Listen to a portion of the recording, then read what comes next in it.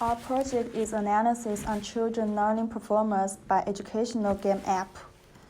We want to focus on data from an educational app called the PBS Kids Mayor app. In this app, children navigate map which contains 3 words, the height and length, capacity, and weight.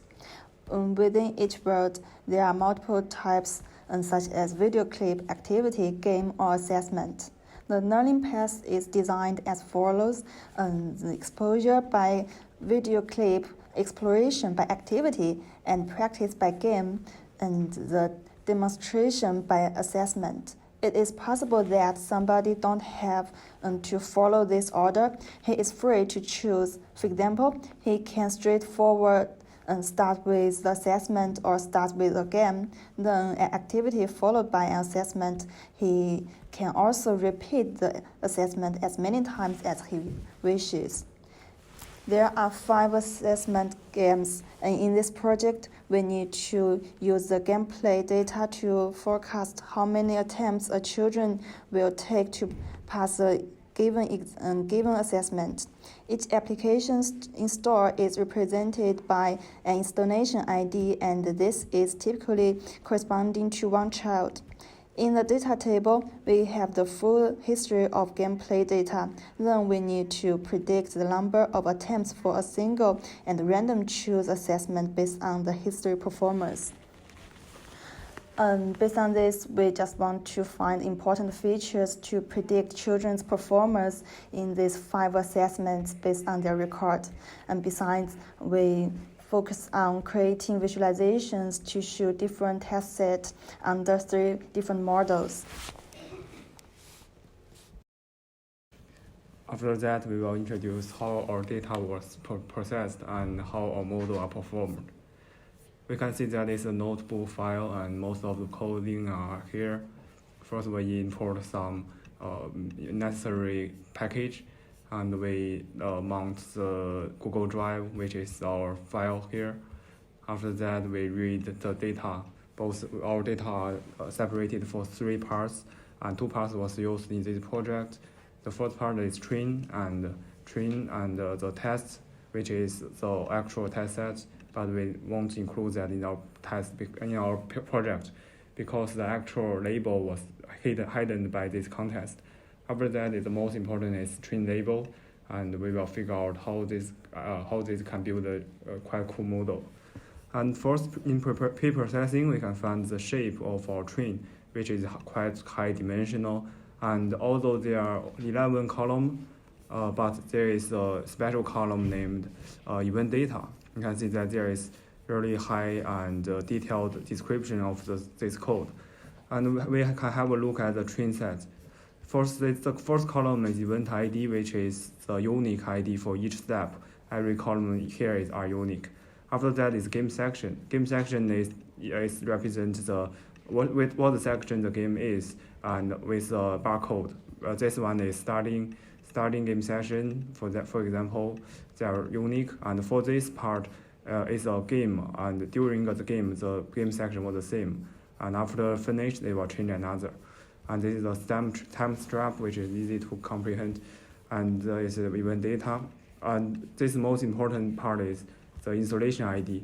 It's not unique because this is a train ID that we want to target for, and we can see that there is a series of train ID. Third line belong to the same train installation ID. That because it's a record from the app, so we want to summarize all the information from according to installation ID. And event count is was the event count in the game section. And the event code is really important also, and it's a special 4 digits that represents what is going on in this event data, which is correlated. And game time is the time record during the processing. Title is the game name, what the game is named here. And you can see that some title has a property with activity and some with assessment. There are also all of that are actually 4 types, which is in this column: clip, activity, assessment, and game. Other thing is word was introduced in the introduction part, and it's also an important feature. After that, we can do the first thing is EDA, exploratory data analysis. And because we have three data sets, so we just analyze them one by one. The first is train. You can see that we count all of the event type in the train set. We can see that the game is has the most number of from that event types, and other is activity and assessment and clip. And there are similar pattern in the number of words. We also do a similar count here. After that, we count how many the event title here. We can see that the event title with the most odd numbers are nearly with a high number, and there are lots of activities and assessment here, which is occupy the majority of the whole data set. And there are also some part which has little impact on our data set. Also, similarly, we do the count of our event code. It's just a very cool visualization of what the code like, how many code are distribution. And we also do the log transform of our game time. You can see that there are some activity here have the 0 datetime. It may be the initial column, or it may just have 0 time here, which should be removed. And you can see the median is here, nearly 10 log 10 here, and it's quite similar to normal distribution. And we'll do the performance same thing for test. You can see that the distribution of every assessment are quite similar.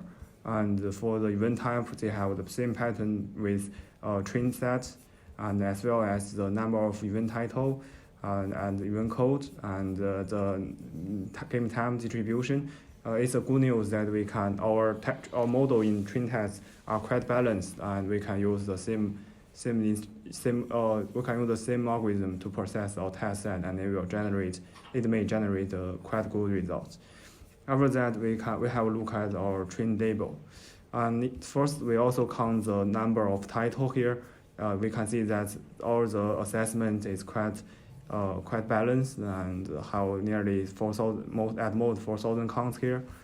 And also, it's really interesting that because our label are accuracy group, which is measures level of accuracy for children. And you can see that there are actually 5 assessment jobs. And each job will have a different distribution in the accuracy. For example, for the right part, the chest sorter, it has it's kind of difficult. So majority of children will have the distribution on the 0 accuracy group, and other jobs are quite easy and have 3 accuracy group. After that, we can also have a distribution on the game time by types. You'll see that some activities we have 0 game time here, such as with the attribute clip, and also with attribute none in the word. So this part may be removed in our future processing part. After that, we finally do the pre-processing and conclude the features from all the records for each person. We just make a goodbye sentence and using counts how many unique title counts in each installation. For example, the title count maybe have 28 unique title counts. It may have many repetitions, but the unique number is here, which could represent the experience of children, how much experience he had in this game. And also we calculate the maximum duration here and the game count, how many unique game did the children played. After that, we also do the similar jobs here and add additional features.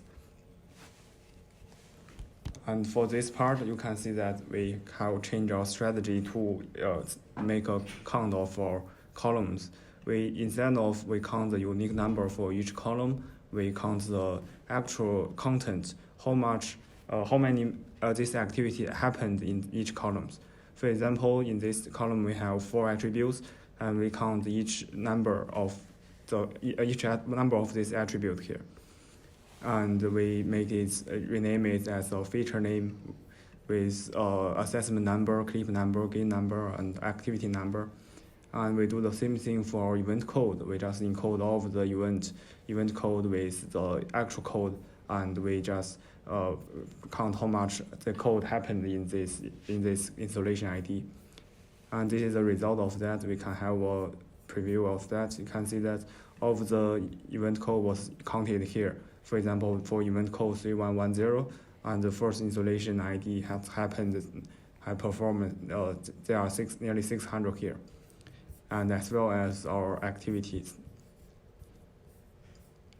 After that, we do the similar encode for other columns, useful columns that we think. For example, the event ID, and it's a quite huge data, and we prefer for a long time.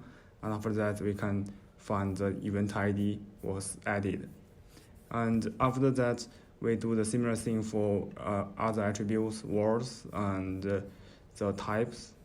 You can see word is added here, and the types are added here. And the summary of the whole columns are now we have 193 columns here, and use it as a feature. And another important feature is the time. We summary of the game time, and we do the count of the maximum total game time and type of game.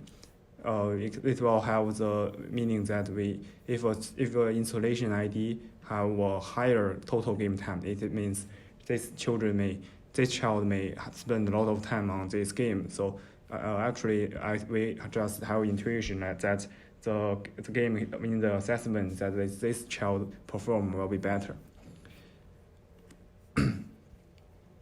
And finally, we join our label with the installation ID, because one problem is for each installation ID, we have several accuracy group with different type, and we just want to include all the result and the type here.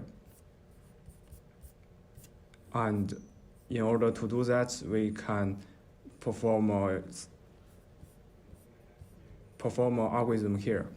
We have the file assessment type, and we encode that with 0 to 4, and we just map our assessment type here to get our final features. You can see that for the same installation ID, they may perform same or not the same assessment type, and we get the corresponding accuracy group for train label. However, there will be a problem that we have the same assessment type, but with a different result, which is accuracy group. So in order to solve this problem, we'll do some manipulation in our train. And here is a function of the quadratic weighted kappa score, and which is required in this contest. And we just perform a function here, and we do the similar thing with the split. We split all the train test with the train and the test two group, and because we don't want it's special that we just use the index to split, and because we don't use to all the data, we don't want for the same installation ID, we don't want it to appear both in the train test and test set to prevent overfitting. And we also do the simple train test split, and we use the method as installation extraction. And they have two parameters. One is using the default type, and one is using the random type. And this will be included in our algorithm. After that, this is our learning model. It's the LGB, which is light JBM model, and it's a framework with tree-based method. And we use a parameter here to train our model, and we will return our model and our split train sets and validation sets to do that. And we also use the cost validation with fault file. This is a prediction function. We just use the prediction with one is model, one is actual test set, and we print the result by using the function of quadratic weighted kappa score. And this is the plot function of AUC, and this is another important function to get the feature importance by the algorithm, and we can using this function we can get what is the most important features and make it as a list.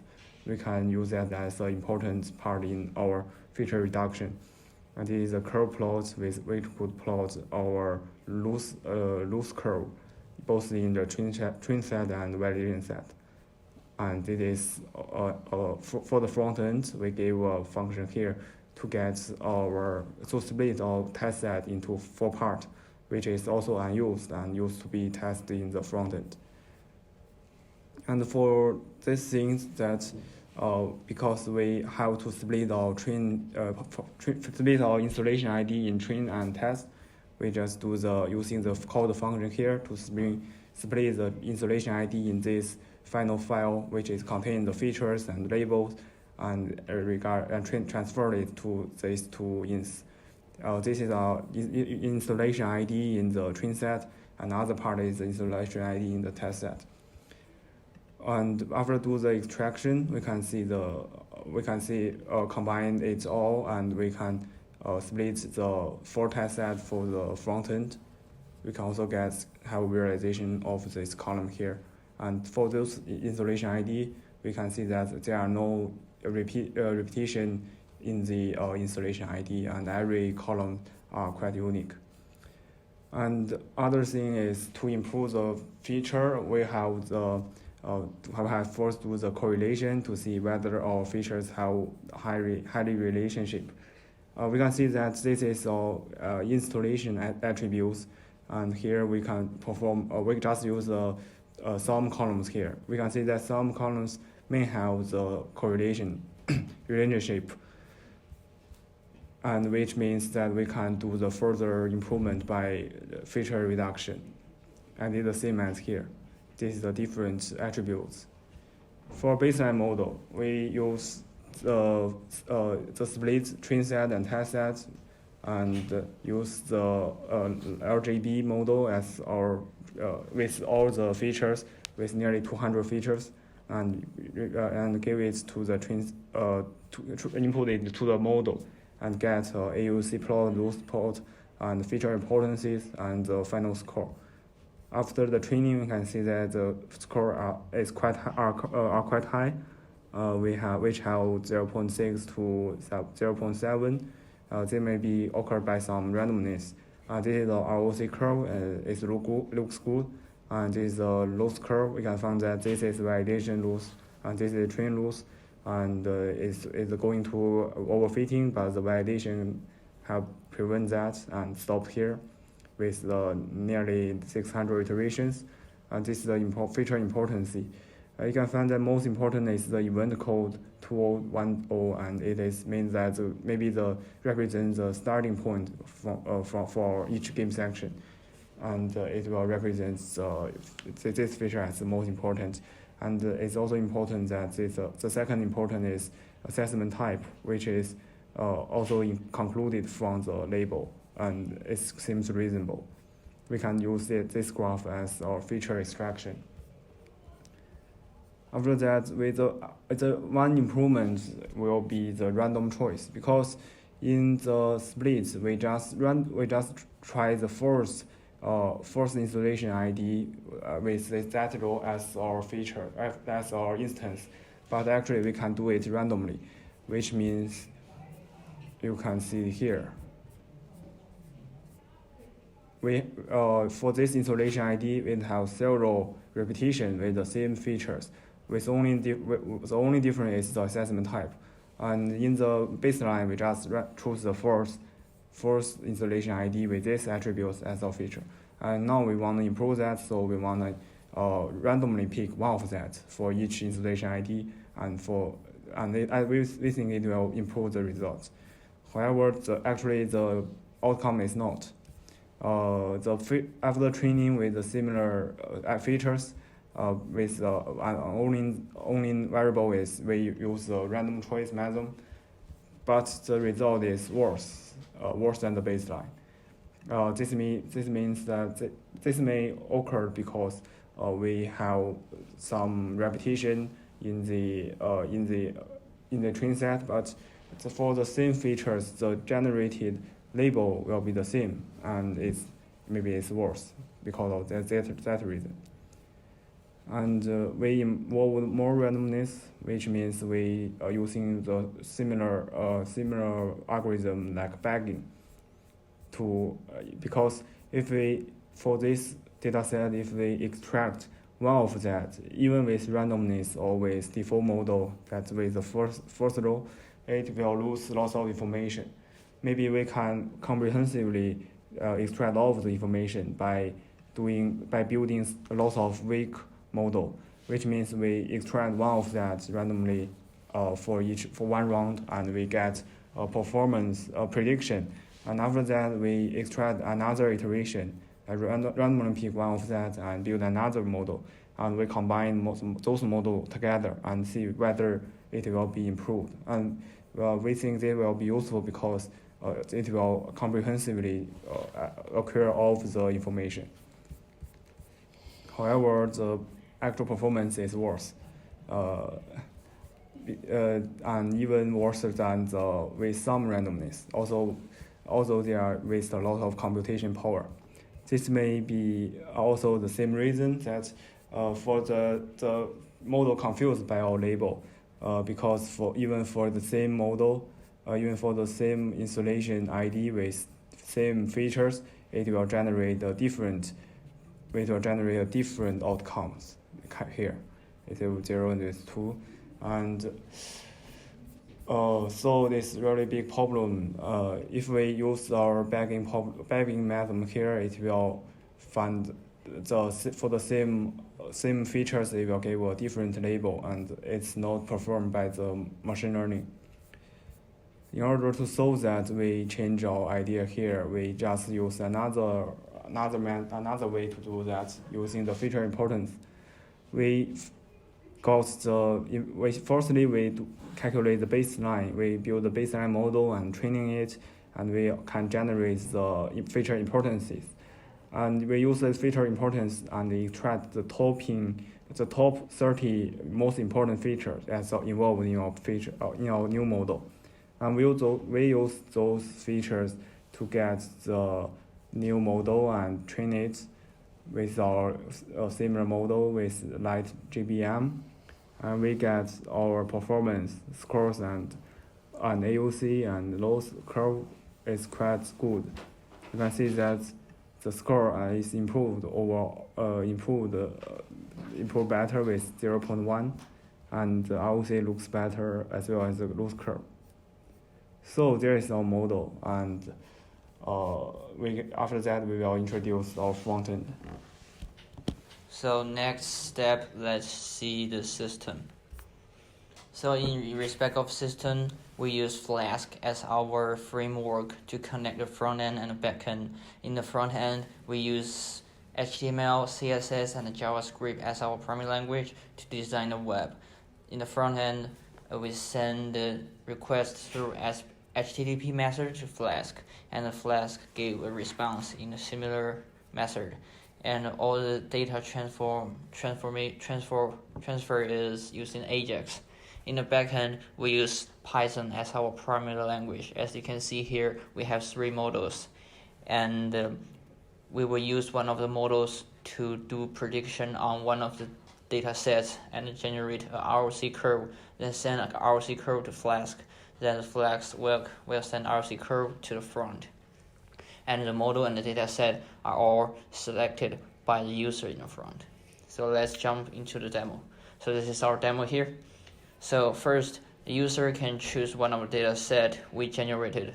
We have 4 data sets here, and these data sets are all unused. The reason why we have 4 data sets is because if we only have 1 data set, it may have a problem of overfitting. So here we choose 4 unused data set. So let's just use the second data set as an example. So we'll submit the number here. Here is the first model, which is a baseline model. User here can click the use and the run button to run the model, and we will generate our ROC curve here as well as a CAPA score here. As you can see, we have a score of 0.59 here. Here we have the feature importance picture and the loss function picture here for the first model. The second model is the baseline model with random selection of labels. And here we can click the use and run here. So we have another ROC curve and new score of 0.6, which is better than the first model. Similarly, we have the feature importance picture and the loss function picture here. The third model, which is the best model, which is the feature importance model, we can run it. So as you can see, we have a score of 0.7, which is the highest among all three models. And we have feature importance picture and loss curve here. So all the ROC curve is generated in our backend. Let's jump into the code to see some details. So here is a prediction function. Here first we generate the test, which is selected by the user. Then we load the model, which is selected by user 2. After that, we use the prediction function to make the prediction to get the score here, as well as yPredict here. Then we use this plot function to plot the ROC curve, and in the function will save the figure and pass it through Flask to the web page. So let's wrap it up here. So basically this is all the information of our project. Thank you for watching.